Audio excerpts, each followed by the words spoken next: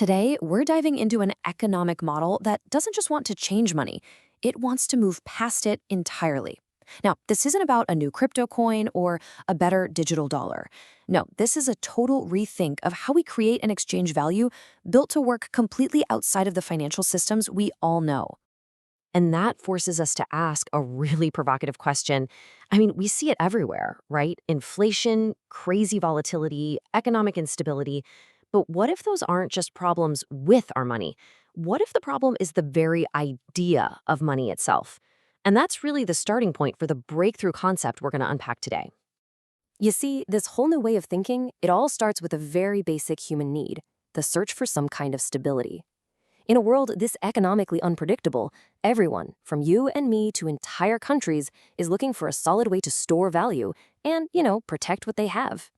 And the signs are everywhere. You just have to look. You've got major countries talking openly about de-dollarization, literally trying to get away from the world's main currency. Our own money in the bank fluctuates, it loses purchasing power, and that creates this constant feeling of uncertainty. The trust that held this whole system together for so long, it's definitely starting to crack. So what's really pushing this? A big part of it is geopolitics. I mean, think about it. When a country can have its national dollar reserves just confiscated, that sends a massive shockwave through the entire global system. If governments can't even trust that their own wealth is secure, well, they've got no choice but to find other options. And that's exactly why you're seeing big moves toward things like a new gold-backed currency. And, that naturally leads everyone to the oldest solution in the book, gold. For thousands of years, it's been the ultimate store of value.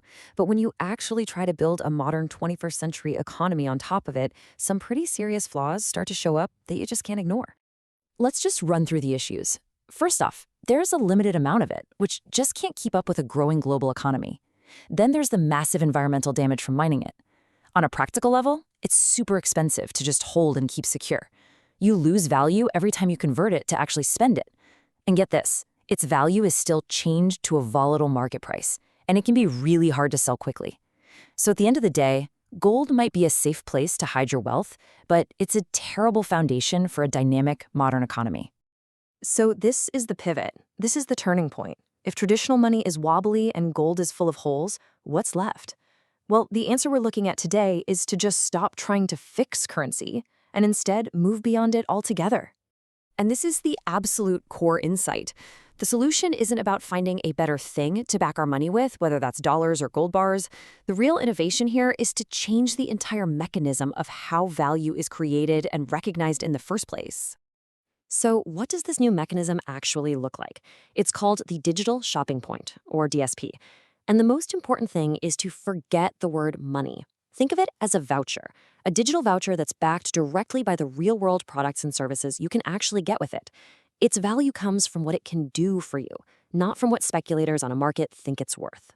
All right, let's take a closer look at this DSP voucher, because it really is a totally different animal. We need to get our heads around what makes it so fundamentally different from cash or crypto or anything else we'd call money. And the differences are, well, they're stark. Your traditional currency is backed by a government promise. That's fiat. A DSP voucher? It's backed by actual, tangible stuff you can buy. You can send dollars or Bitcoin to anyone, anytime. But a DSP voucher is non-transferable. It's locked to you. And this is the critical part. Its value comes from its utility, what you can buy with it on a platform, not from market speculation. And this quote just nails it. DSP is not a currency. It's not designed to be traded or bet on. Its one and only job is to be used to buy things inside a specific ecosystem, the digital shopping mall, or DSM. It only exists to make commerce happen inside this self-contained world. Now, that non-transferable feature creates an incredibly powerful security benefit. Because the voucher is tied to its owner and it only works inside the DSM platform, it's pretty much theft-proof. It has zero value to a thief outside that system, which gives it a kind of security that cash or even a crypto wallet just can't compete with.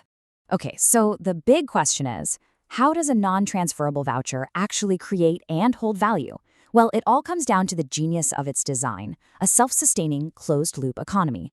Now, here's how this closed system connects to the real world. The DSP voucher itself, the thing you shop with, can't be traded.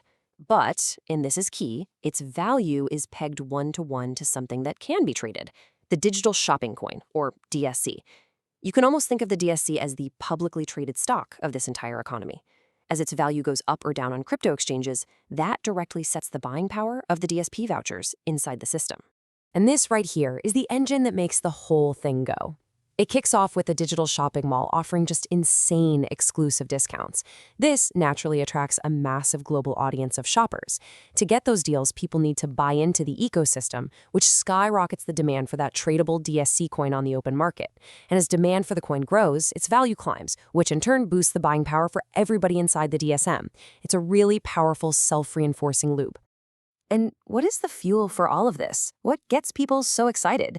A truly disruptive number, the potential for discounts of over 99%. Yeah, you heard that right. The ability to slash prices by a factor of 100 is what creates this incredible gravitational pull that, according to the model, is unlike anything e-commerce has ever seen. And this brings us right back to the big picture. By massively increasing what consumers can afford, this system is designed to directly attack a root cause of economic recessions, which is simply a lack of demand.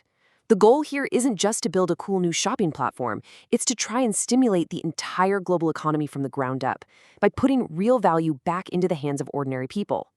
So, the most important takeaway is this. The whole system is designed to be totally self-reliant. Its value isn't tied to the US dollar or the euro or the price of gold. It's driven purely by its own internal usefulness, the real-world demand for all those products and services. In theory, that makes it immune to the inflation and instability that plague every single traditional currency on the planet. And that leaves us with one last fascinating question to chew on. This entire model suggests that true economic stability doesn't come from a government's promise or Wall Street speculation, but from direct, measurable usefulness. So if value is just a measurement of how useful something is, what does that mean for the future of money itself? It's a fundamental shift from abstract trust to provable value. And that, well, that's an idea that could change absolutely everything,